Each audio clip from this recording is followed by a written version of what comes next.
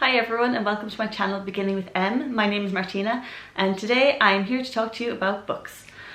I love books. I love reading them, I love talking about them, I love listening to other people talk about them, which is why I've been a little bit obsessed with BookTube for the past few weeks. It just looks like so much fun and I thought, why not create my own YouTube channel about books? So here we are. I thought I'd start off by going through my 2021 reading goals. Not that there are many of them, but there are a few milestones that I want to reach. And then I'm going to go into my January TBR.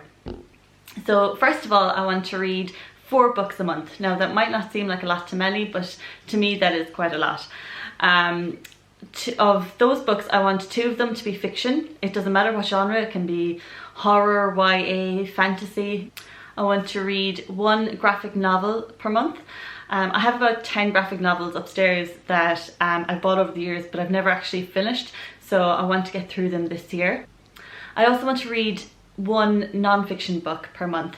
It's probably going to be a personal development book because I love them. I love anything on goals, on going for your dreams, on habits, so it's probably going to feature one of those topics. I also, during the year, want to read at least 3 classics. That might, again, not seem like a lot, but it's a lot more than I've read in the past few years. So if I can get through 3 classics, that would be great. And I think that's it for my 2021 reading goals, so let's jump into my January TBR. Now the first book in my January TBR, I actually have it already read. I finished it the other day, but I'm still going to include it, and that is How to Stop Time by Matt Haig.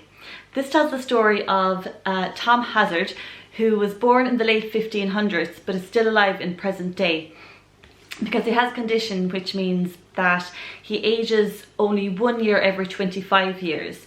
So he has to keep moving around and changing his identity every, 8 years in the book, because he doesn't want people to get suspicious, and he's led to believe that people, maybe if they find out about him, they'll want to do experiments on him. And at the back of the book it says the only thing he must not do is fall in love, which of course he does, and it tells a story of how he falls in love with a normal human woman and basically his life after she passes away. I won't go into too much detail on what I thought of it or what it's about because I will do a wrap up at the end of the month, so stay tuned for that. Now the next book on my TBR list is After the Silence by Louise O'Neill. I don't have the physical copy, I just got it on Kindle. It is a thriller. It's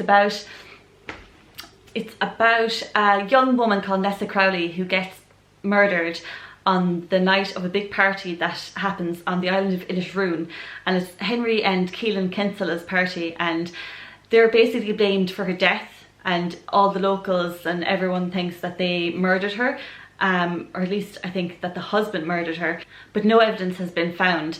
So they go free. So 10 years later, a documentary crew arrives on the island hoping to find out what really happened.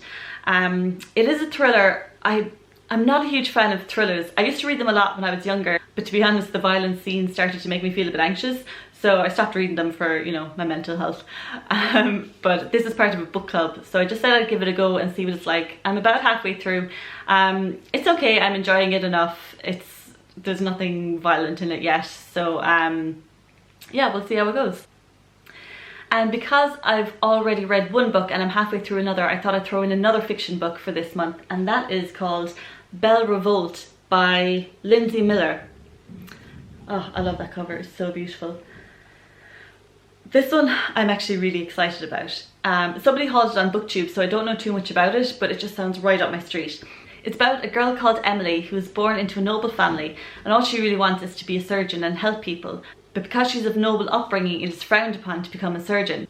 Now there's another girl called Annette, and she's from more of a humble background, and all she wants to do is learn magic.